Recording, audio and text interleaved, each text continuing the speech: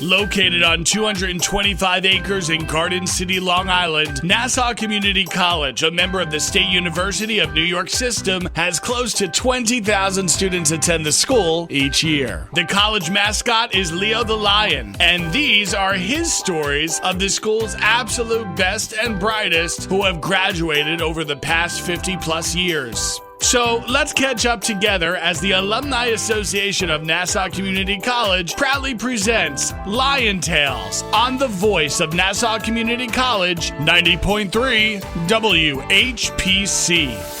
Welcome to Lion Tales. My name is Dr. Lynnda Nadien, and I am a director on the board of the Alumni Association at Nassau Community College and a proud graduate. I am here to celebrate the successes of our alum, and together we will share stories that will uplift, inspire, and often amuse you. Each week, I will introduce you to the alumni of Nassau Community College interested in sharing their experiences while attending the college and the secrets to their success. Look for many new and exciting events on the Alumni Association social media pages and share any exciting news with us on Facebook, Instagram, and on our webpage at ncc.edu/alumni. You can find me on X at Dr. Lynnda Nadien. Did you know Leo the Lion is the mascot for Nassau Community College? Lions are ruled by Leo and fire. The male lions represent pride while the females stand for teamwork. Together, we are Lion Tales.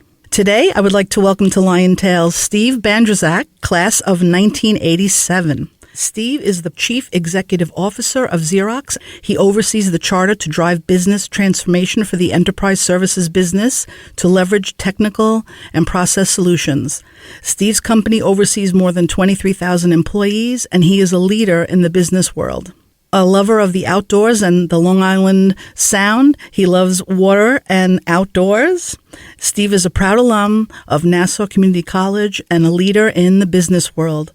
Welcome to Lion Tales, Steve Bandrowczak, class of 1987. Thank you very much, and an honor to have me, and really do appreciate you having me an opportunity to share my story and a great start at Nassau Community. Yeah, so tell us about your background and what brought you to Nassau Community College. Grew up on Long Island, a little place called Copake there on the South Shore. And as a typical kid growing up, I was not sure what I wanted to do. I was working heavy construction on the Long Island Railroad. For anybody who was on Long Island at the time, the railroad was at ground level. It wasn't raised at the time. And so I was just looking to find my way and really just start my career. And so as I was doing that, working on the railroad, clamming on the bay, and really trying to find a way into how do I get out of construction and get into an area that will allow me to drive my career. And I started with Grumman Data Systems Institute. Grumman at the time had operations class and had a programming class. So I took a 6-month class and a 9-month class. And I started my first job at operations at a company called Schweber Electronics. And it was there I decided that I have to go back and get my degree. And Nassau Community was a great opportunity to get my 2-year degree in computer science and start my journey to where I am now as CEO of Xerox. And what was that initial experience like coming here? Because you did have life experiences, and then all of a sudden you're on this campus. What was that like at the beginning? It was, you got to get adjusted to get back into the academia world and get back into papers and get back into accounting classes and so forth. But the one thing that was beauty about Nassau Community is it worked around my schedule. So I had the opportunity to take classes in and around while I worked full time in operations at night. And I took my classes during the day. And it was a perfect marriage that allowed me to work full time, get my degree, advance my career in computer science, and get me the ability to be able to do that all during night and day classes while I was working full time. And so the journey from Nassau Community College now to your current role to Xerox, what did you do upon leaving Nassau, and then how did you sort of sail into this business world? I have had an incredibly blessed journey. I grew up and I was born in a little place called South Ozone Park, Queens. Not exactly the CEO capital of the world. And so I've been very fortunate and very blessed. Nassau Community gave me a great opportunity to go from night shift operations to then programming. I got to a company called, at the time, Sperry, which ultimately turned into Unisys down the road. Continued my career path. I actually went for my bachelor's degree at Long Island University, all at night, finished that. And so I started that journey, but I had the privilege of joining a company called Time Electronics. Time Electronics at the time was a $400 million electronics distribution company. I went there working as an operator. And through the years, we had actually done 40 acquisitions in 10 years. And so I got the ability to be able to learn how to integrate companies, learn how to put technology and change the way in which businesses were run. And for 10 years, I was getting an MBA in learning business, learning supply chain, learning distribution, how to build sales team, how to build IT teams. And from there, my career advanced. I went from there to DHL, where I was the global CIO for DHL, and again was part of the team that built that company. It was 220 separate entities. We built a global company. I did the IBM PC spinout. Was fortunate enough to build what is now Lenovo. That company was a $300 million Beijing company, over $50 billion. Got my way to Hewlett Packard, where I was BPO. I ran the BPO business process outsourcing function and internal shared services, roughly about 60,000 employees. I was there at HP when we split the company. Got here to Xerox as president and COO, as you mentioned in your opening.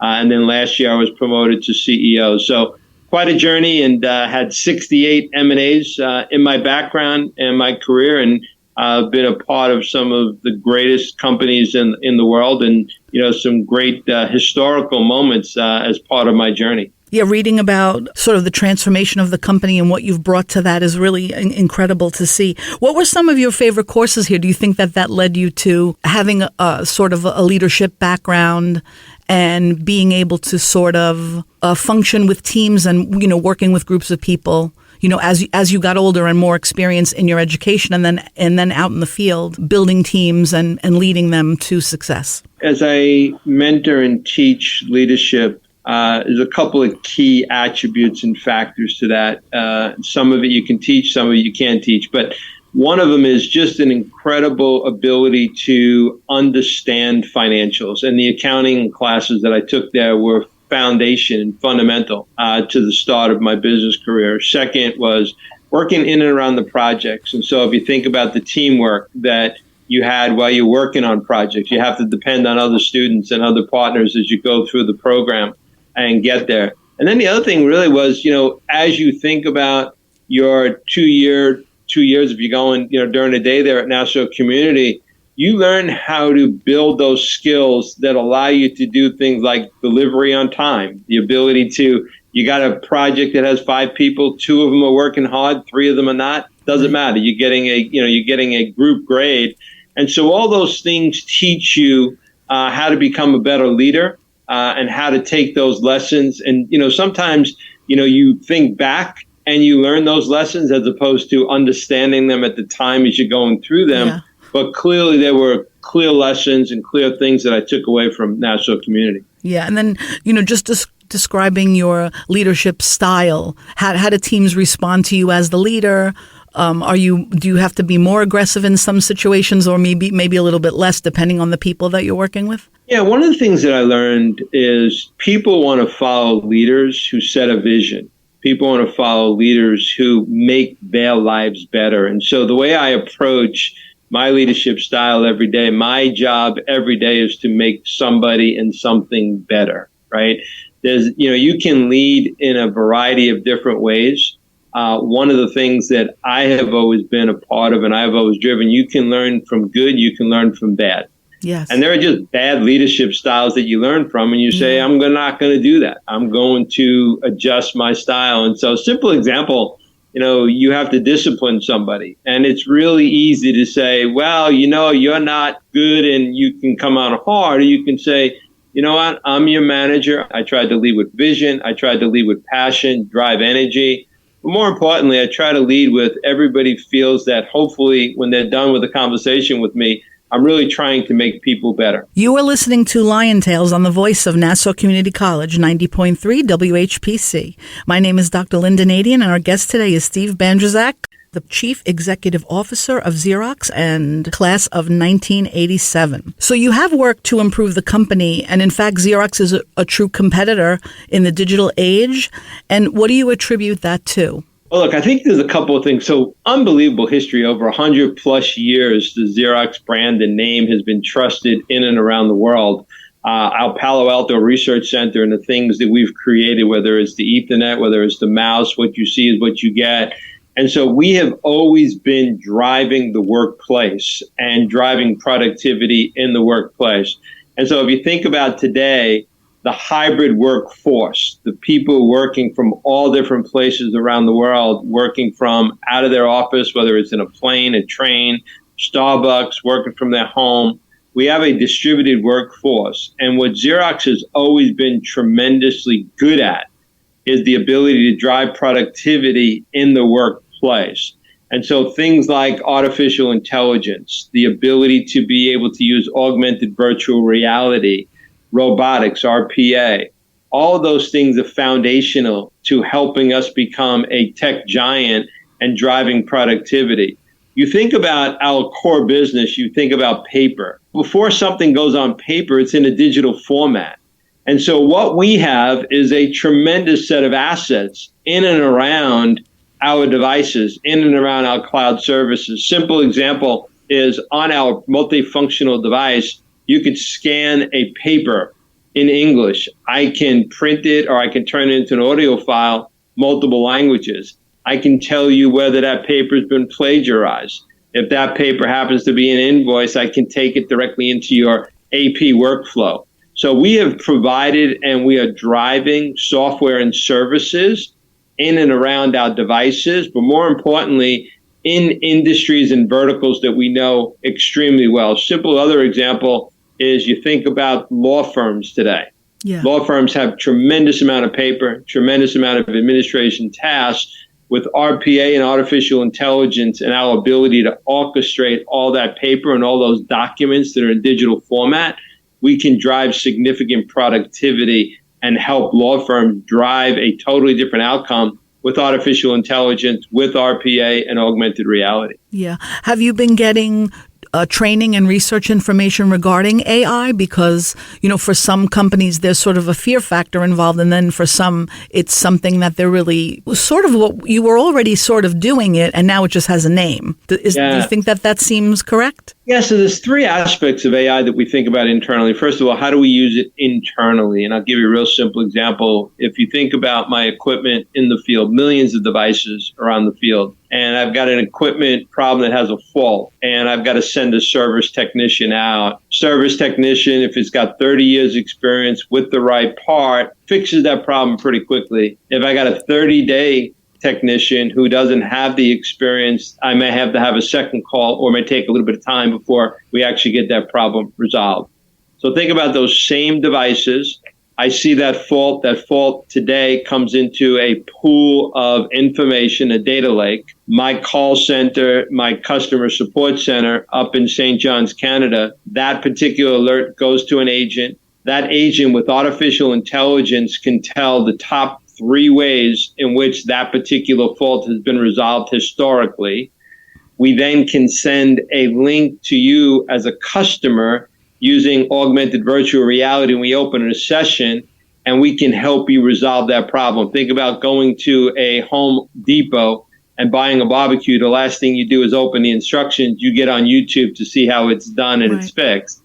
And so we now have 40% of all of our faults that get fixed remotely with artificial intelligence, augmented reality. And by the way, the customer sat on that is over 90%, right? So that's how we use it in augmented reality. We're also using it in HR. We're using it in finance. We also have that same thing inside of our supply chain for thinking about when parts fail, the ability to be able to predict when a particular part fails so that the technician takes the right part to the right call based on artificial intelligence and historic ways in which we're doing that. So that's internally. externally, I gave you the law firm example where we have documents. How can I use artificial intelligence? Well, law firms get tremendous amount of inbound requests, whether it's from clients, state, regulatory. We can use artificial intelligence to take that request, see what that request is, go against the internal data, and respond back to that particular agency with RPA and artificial intelligence. So we're actually providing solutions for our customers in areas where artificial intelligence can help. And, we get spooked by artificial intelligence. Right. Everybody thinks about it. But the reality is it's just another technology phase. We were all spooked by ATM machines. We didn't put cash into it when it first came out. We would take cash out, no problem. Same thing with augmented virtual reality. And so you're going to see artificial intelligence be more and more adopted. By the way, people see it in their everyday lives. They just don't realize it. Right. Anybody who has online banking. Yeah. You see it in your everyday lives. And so what we really need to do as technicians, or what we really do as society, is just to make sure that artificial intelligence is used in the right way to drive the good for humanity, the good for people, and the good for companies, and we'll be just fine. Yeah, and so the view of the concept of the digital business transformation, as it relates to Xerox, really the future of the workplace technology, this will be a huge part of it then. Is that what you're hoping will happen? Without a doubt. And so you think about your consumer world today, think about your Amazon experience or your Netflix experience, or, you pick your consumer app of choice. It is creating an expectation of what good looks like, right? When you order something on Amazon, you expect it to show up. You expect, if you got Alexa in your house, Alexa tells you that the boxes showed up. You know exactly what it is. You expect the return to be easy. You expect the payment to be immediate and easy. That is what is setting the trend for businesses. And what I talk about a lot is the consumer world and the business world are colliding. Netflix sets the tone for how people want to view content. Not, I want to view it at 8 o'clock for that 1 hour window. No, I want to view it when I want it, how I want it, on the device that I want it. By the way, I may want to view that content at 30,000 feet in the air. And so that's changing how we learn. That's changing our life in terms of how we view content. Look, your students today want to view content 11, 12 o'clock at night. I'm sleeping at 12 o'clock at night. I want to view it at 4 o'clock in the morning, right? Yeah. And so that's what's changing significantly, is the consumer world is changing how we think about transformation inside of companies as well. And Xerox has approximately, we said, 20,000 to 23,000 employees, and that's enough to fill Madison Square Garden. So what do you seek in an employee in terms of skills and other attributes? Yeah, I think the key for me is, one is the ability to continuously learn. Any technology company, any industry that is driving and leading technology, you have to have the continuous learning mindset. Nobody 3 years from now knows what the technology of choice is going to be. That's true. We can think we know, but the reality is nobody knows. Even 3 years ago, the buzz of AI, who would have thought it was going to be as loud as it is today? And so we need to have that continuous learning mindset, number one. Second, I always say today is the slowest change will ever happen in our lives, meaning that today the slowest technology will change our lives. It's only going to get faster. And so we look for individuals that can adapt, learn, and help to drive those changes. The ability to be able to lead, the ability to be able to drive through the change, because the reality is no company, no industry is going to be stagnant 3 years from now, 4 years from now. We're going to see the continuous evolution of businesses and processes. So those are the key skills that we look for going forward. Yeah, and I've worked with a lot of Xerox technicians because being a building principal, they would come for service calls. And so we always had a great relationship with them. And I always found it fascinating how they were able to, again, either fix on site or call for a part. But everyone was always very knowledgeable of exactly what needed to be done. And we would always tell the teachers, don't touch the Xerox machine until the technician comes, because he would always come in with a little part and say, someone pull this off. So, we would always say, what a great job they would do when they would come into the schools, because obviously in a lot of the school districts, we were using those machines and then they were on lease and then they would go back and we would get the new ones. And there was always so many great upgrades that helped, keep the office flowing, which is very important too. So you want employees that represent you well coming out into the field because they're dealing with so many other people on site. No question. Yeah. You are listening to Lion Tales on the voice of Nassau Community College, 90.3 WHPC. My name is Dr. Lynnda Nadien, and our guest today is Steve Bandrowczak, the Chief Executive Officer of Xerox and Class of 1987. So going back to collaboration, why is that important to you as CEO and Xerox collaborating with its partners to create better business outcomes? Yeah, the one thing, we have always embraced diversity. We have today 10 employee resource groups that all represent a diversity part of our company and our culture. Why is that important? I believe that diversity makes an important, strong company. When you've got a diversity of opinion, you've got a diversity of employees. You think about us in a global world that we're in today, the ability to take the best of people in and around the world, the best of people in and around, regardless of age, regardless of culture, regardless of gender. You add all those and you create an incredibly strong company. And so for me, the ability to collaborate across all of those is incredibly important. We have the Women's Leadership Alliance now is celebrating over 30 plus years, right? And so when we talk about women in leadership, we talk about diversity in the company, we talk about the incredible leaders that we have around our ERG groups and the importance of those and the fabric of who we are. All that's about collaboration. All that's about working together for the better of communities, the better of the company, the better of the environment, the better of our stakeholders, whether they're shareholders or whether they're communities that we live in. And so the ability to collaborate is incredibly important. Think about inside the company, how many different work groups I have. Early career employees coming out of college today.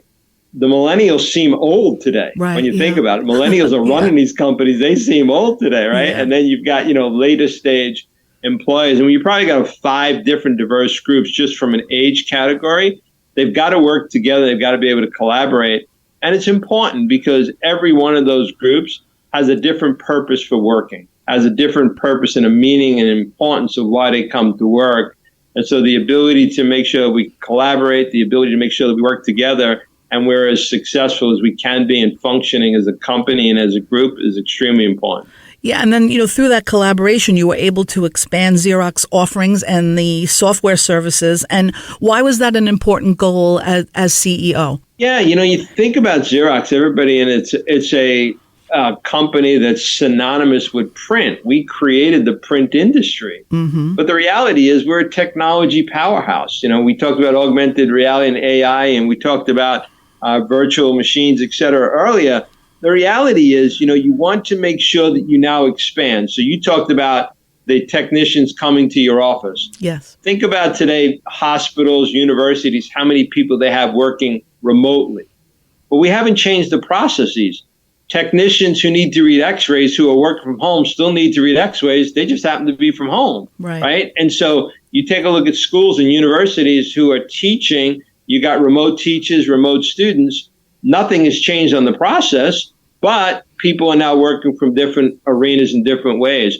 And so the software changes that. The way in which we're communicating here, the way in which we can collaborate through software, no different in the print world, no different in and around our ecosystem. So think about today, you have something that prints in your office and it's classified or it's got, secret information to it. Now somebody wants to print it at home. Well, we've got cloud software that allow it to print security, safely, and make sure that the origin, meaning where it's getting printed, gets printed at the right place with the right security and the right destination to make sure that somebody doesn't see something inadvertently that they shouldn't see. And so that's a perfect example why, software and software development is so important for us. Now, you've been described as a highly effective leader and an innovator and a competitor. And are those the qualities that led you to the success, especially the competitive part? Because to me, I find like a lot of people that I know that are successful, they want to compete and they really do want to be the best. So what other qualities do you view as important in your role? Yeah, I think, listen, in this role, there are new leadership skills that I think are hidden, especially in the CEO role. Empathy is becoming more and more important, right? Yes. The ability to understand what each and every one of your work groups are going through, and we talked about the ERG groups. One of them, our groups, is the Hispanic group, and we've got another one that's focused on the Asian community. And we had the attacks on some of the Asian population in San Francisco. You may have saw that a couple of months ago. Mm-hmm. And to try to understand what that means to be attacked as an Asian on Chinese New Year, well, we wouldn't understand it. But you know what? When we got everybody on the phone and we listened, and you can understand how important it was and what that attack meant on Chinese New Year, you can understand that. And so my employees are looking for that from me as a leadership skill, to be able to understand it. And then the ability to just drive energy, right? How do you drive energy? And I talk about that a lot. Every day you can either drive energy or you can take energy away. Sitting on the fence is taking energy away. And so you think about your own personal life. Do you want to go to a place that's exciting and driving energy, or you want to go to a place that's dull and not driving energy, right? And so those are important leadership attributes. And then I would say the other one is, the world that we're in today is very complicated. Yes. And gets more and more complicated every day. Leadership has to be able to take very complicated things and communicate it as simply as possible, and make sure people understand the complexity in a very simple way. And that takes significant leadership skills to be able to do that. And what's the one piece of advice that you would give to the aspiring professionals that are basically our incoming freshman class of 2023 moving forward now, and even students that have just graduated that are coming to you for job opportunities? I'm a perfect rags to riches story. Where I grew up, where I started, how I grew up in my career, and to sit here as CEO of one of the greatest icon American companies in the world is incredible. And so, number one, anybody can get here. Two, if you think about how do you become a world-class athlete, or how do you become an incredible musician, what do? You practice every day. Yes. All the greats, all the great athletes have an incredible way of nonstop, continuously improving and working on their game. Same thing with musicians. No different than business leaders. And I don't think we understand and we communicate that well enough to our students. You want to be a great leader. You want to get and aspire to a leadership role. You have to work on it each and every day.